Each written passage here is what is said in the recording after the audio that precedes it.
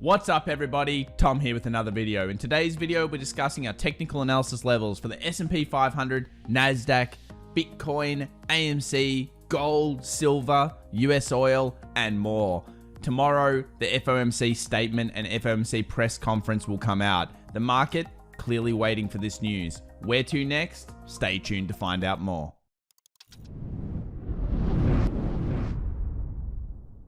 Alright guys, well here begins our recap of the markets for the 15th of June 2021, and it was clear that the market was in a lot of disarray yesterday. All of the tech stocks that were moving up through the previous sessions, they came down slightly, had a little bit of a breather. We had Tesla moving down quite heavily, 2.97%, and energy was the spike throughout the session. When we actually have a look at the indices, you'll notice why. The only indices that were doing really well was pretty much the S&P 500, and when I say really well, it was down 0.2%. Dow Jones down 0.27, IWM, the Russell down 0.29, and unfortunately tech stocks down 0.69. I don't think it was too bad considering the previous day. We had some very, very nice moves the previous day. And when we break it down to the sectors, it was all energy, industrials, utilities, financials, and then down below, biotech, real estate, technology, those positions. And I think the market clearly has no direction currently. It's trying to make new highs. It's definitely packing in an interesting FOMC press conference. Of course, with the Fed coming out and bringing in their economic statement, the markets are looking for this, and the technical analysis shows this is what the markets are looking forward to. Why? Because it's all pulling back to key levels. We've discussed this quite a lot on the channel. Whenever you head into big economic news, you're always going to see the markets slide into key resistances and key supports. Here we have the volatility index, the fear index in the market. Where is it? Right at a resistance. Trend line coming down here. You'll notice it's putting some pressure on that. The fear has been rising in the market, at least in terms of this index, awaiting this news. When we go over to US dollar index, it makes no difference. We're coiling underneath the resistance. It's the exact same thing. Big news, big level being hit. And if we close through, what's our expectation? Well, we think that the dollar index is actually going to rise here a little bit and go towards that 91.40 zone. So the FOMC press conference again could dictate how this trade plays out. Will it sell off back into the channel? Will it buy out and start its new resurgence of dollar strength, potentially risk off in the markets as well?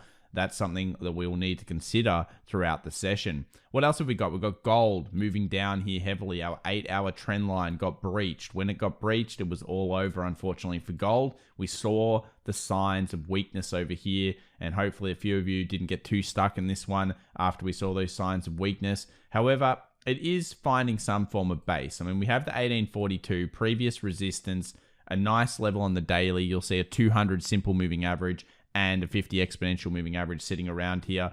But on top of that, we saw some buying pressure. It came up to the 1870, unable to breach that zone, and now it's come back down. You know what this looks like to me? It looks like a potential for either a double bottom or at least a decent lightning bolt. Again, very hard to touch this before the FOMC statement, and that's something I think I'd be watching for in both the gold and silver trades. Speaking of silver, still stuck in a range. 28.20 on the highs, 27.20 on the lows. We close either way. On the bottom end side, I believe we can go to the 26 kind of 20 zone. Previous resistances will hopefully be met by buying pressure. And on the top side, well, you know our aim is always going to be 30 around that point. So silver is still trapped. Silver has no direction currently in the markets. What does have direction though is US oil. And on the 4-hour, you can see how great this 20 exponential moving average has been for us. Congratulations to the community as well. If you've been following this one, we got through 72 yesterday, and boy oh boy has it been an amazing trade. Very consistent all the way through here with oil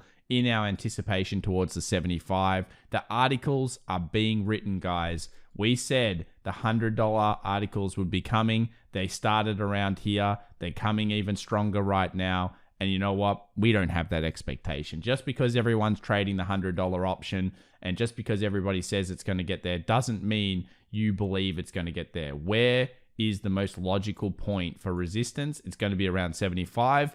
And I think in the back of your mind, if you're an oil trader, you need to remember OPEC rule this thing. When they want to get some money, they will see supply demand and they will start to produce more barrels. And you've just got to be very, very careful here. If we put things in perspective, we're incredibly far away from the daily 20 we just saw and the weekly 20. The market doesn't do this for long periods of time, okay? It eventually pulls back. You can see here it ran away, it came back. This has been away for quite some time. It's clearly in a bit of a bubble of recovery here in oil. So we need to be very, very careful and hyper vigilant considering how close we are to our target.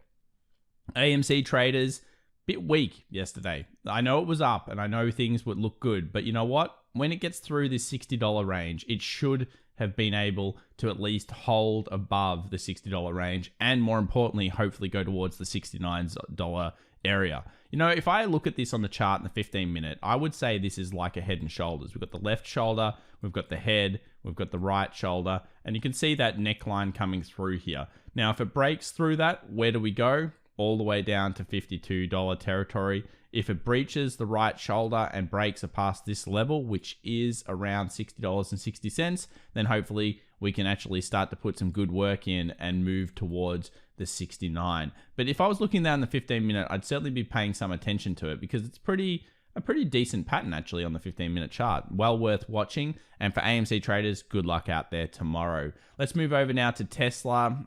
This stock looks super sick, doesn't it? $600 continuously coming down, continuously testing the buyers here. Will they find buying pressure again? Hopefully they do. I've talked about the participation phase. I think most traders will come in around 635 because if it gets through 635, we hopefully can push into the 660, but it better do it soon because with Tesla, if you look at this on other time frames, it really doesn't look super healthy. I mean, you've got a 20 exponential, a 200 simple. It's trading underneath the 200 simple on the daily.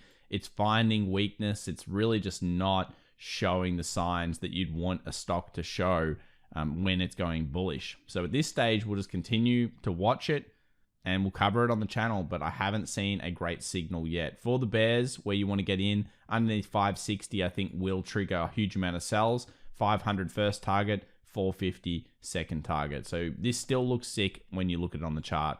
If we go over to, actually we'll start with the IWM, the Russell 2000 here. This chart is on support. So we talked about the Fed before. We talked about the FOMC statement. Previous resistance, broke through ahead of the statement. Could still be a false breakout, guys. You know, if the Fed don't do what the market wants, that's bad. 50 exponential moving average, 50 exponential moving average. We're right on support. Today is going to be the day that we find out whether the Russell wants to move higher. If the Fed's like, woohoo, it's all good, everyone's happy, then it will go up. If the Fed's like, oh, no, we're not going to give you everything you want, then all of a sudden the bears may take control of this market again and really start to push it down. So the Fed will be in control of what's going on here.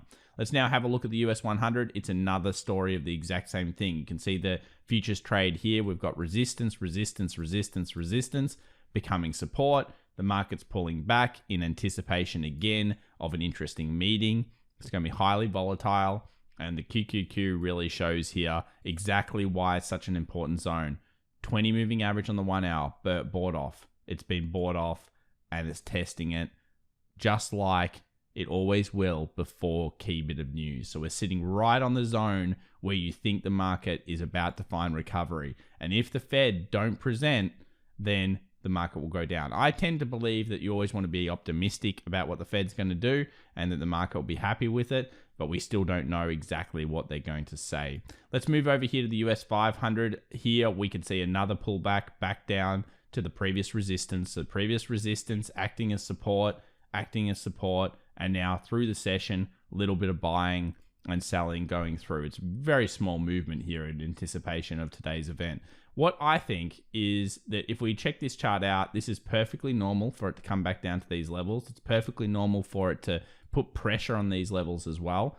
But you do want to start seeing bullishness throughout the Wednesday session. Hopefully, whatever the Fed say pushes it back up and we can start to get new highs. If the bears take control and push it back under, well, then we'll have to be talking about it very differently tomorrow because everything will change in the next 24 hours if that happens. I'd be looking at something like the 4 hour here, 4 hour 50 exponential, 4 hour 50 exponential, 4 hour 50 exponential. Hopefully any buy pressure that comes off this will be good. And if it closes underneath there, then where could we go? I think we could go well down to at least the 42.10, and then maybe even the 41.80 again will be tested. So we'll watch on the bull and the bear side. A lot of people are concerned over many things here in the markets, and I think there are a few valid ones. One is the Dow Jones is declining. So the Dow Jones is actually finding weakness here. You'll notice it's resistance, resistance, resistance, support is becoming support again ahead of the key news. But the Dow Jones is basically tipping over. If we look at it on a daily, look at that weakness coming back into it. Now, is this unusual? I don't think it's as bad as people think it is, because it's the top 30 companies, I get it. But there's a lot of companies in there like Caterpillar and stuff that went a little bit too hard, too fast. And I think what's happening here is they went too quickly and now they're kind of declining. Whereas at the same time, we're seeing a pickup in tech, we're seeing a pickup in new technology, new companies, and the Dow just doesn't have those in it. So the 50 exponential will be the one I'm watching here on the charts to see whether we really are seeing an early tip off in the markets. Another thing that I'll be watching very closely is going to be copper, because you can see here copper took a massive hit on it yesterday. If it comes back down, this is called Dr. Copper for a reason. If it comes back down and starts breaching some serious levels, I mean, this is the first time it's gone through the 50. You can see weakness really showing here in copper. If it gets through maybe a 20 exponential here, now I'm starting to think actually the market's getting sick. So Dow Jones Industrial Transport Index, and of course copper, all showing weakness. US dollar showing potential risk off as well. But at the same time, the price action on the S&P 500, the price action on the Nasdaq, still bullish across the board for now.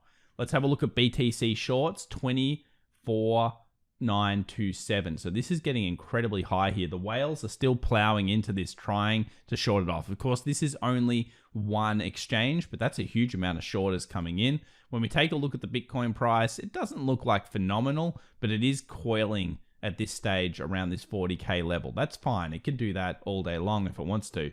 What I'm thinking is any pullback should be met by a lot of buyers around this 38,000, 37.5, 37.6 level. You've got previous resistances. You've got the lower peak trend line that we had breaking through recently. You've got 20/50 exponential moving average, and you've got the upwards trend line all intersecting into the same zone. You know what that creates? A pretty cool level for you to be looking at. Multiple different techniques, multiple different traders, all sitting at a very similar level should the market come back down. So hopefully Bitcoin can be met with some buyer support. As always, guys, join us 1.5 hours early before the New York Open. It's going to be an absolutely massive session tomorrow. Will the Fed come out? Will they do what we need them to do for the bulls, or will the bears regain control of the market? Time will tell. Remember to subscribe, hit that like button if you enjoy the video, and remember also, make as much money as humanly possible, guys, but only when it's safe to do so. Good luck, everybody. See you tomorrow. Bye for now.